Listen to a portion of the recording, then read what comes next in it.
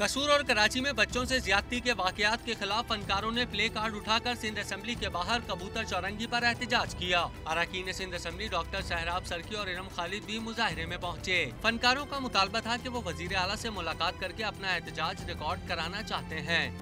We actually want a change. We want कि इसके बारे में कुछ हो, क्योंकि हम सबकी सेफ्टी है। हम सिर्फ रिक्वेस्ट कर सकते हैं इसलिए कि जी जो ज़ैनब के साथ हुआ है वो आइंदा किसी और बच्ची के साथ ना हो। सिर्फ अवेयरनेस दिला रहे हैं पेरेंट्स को, टीचर्स को कि भाई इस चीज़ पे बच्चों को अवेयर करें।